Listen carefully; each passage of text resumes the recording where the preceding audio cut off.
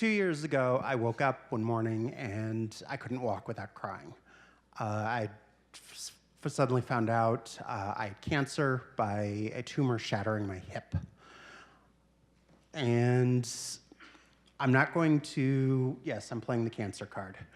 I'm not going to give you a Lifetime movie story. That everyone's heard those stories. What I am going to talk about is, because I'm a hacker and I build tools, I'm going to talk about a tool I used in order to fight this disease.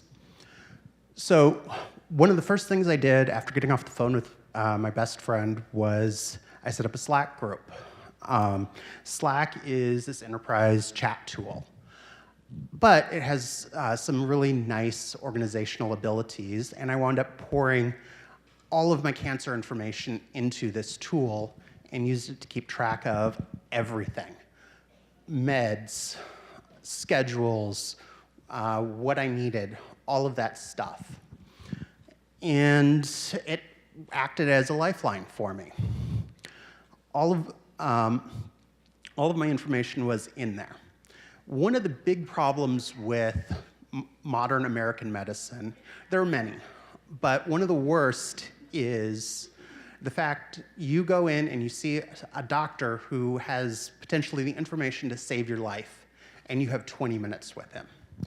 As a result, you have to go in and you have to be prepared. You have to be able to be knowledgeable and be able to get the answers that you need out of this person. One of the things that shows up sometimes in media portrayals about cancer is there's this thing called white noise.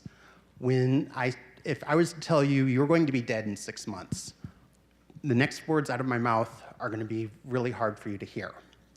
As a result of that, I always brought a friend with me, and I tried to bring the same friend, Carly, one of the Ignite organizers, to all of the important meetings.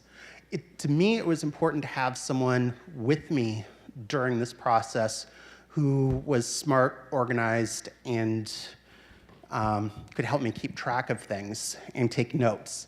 These are some of the notes. I took notes, she took notes, and then we were able to both plan in Slack what we were going to talk to the doctor about at each meeting, and afterwards talk about what we needed to do next.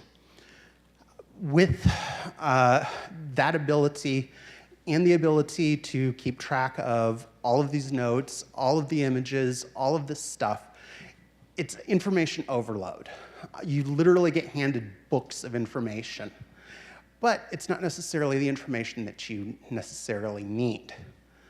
And so cancer really becomes an organizational information problem at the worst moment. One of the things that you really need to do, if, God forbid, this cancer happens to you or a family member, is get all of the information that you can and do the research and try and know everything that they will. Now, I'm not going to try and give you some bogus information and tell you, hey, go do this, go smoke this, do that.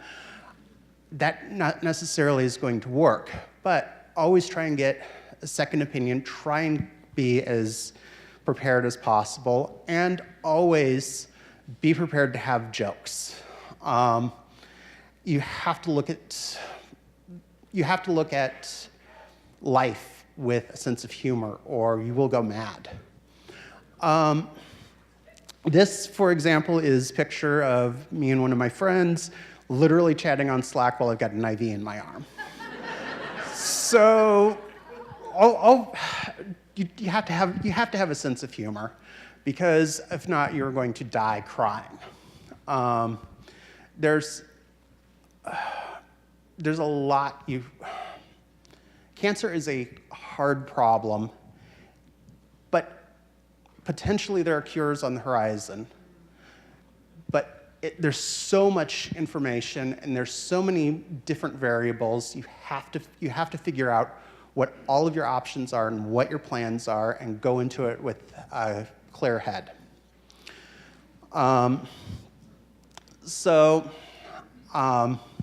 Hopefully you're never going to have to use some of this information, but if you do, try and be as prepared as possible to handle situations like this.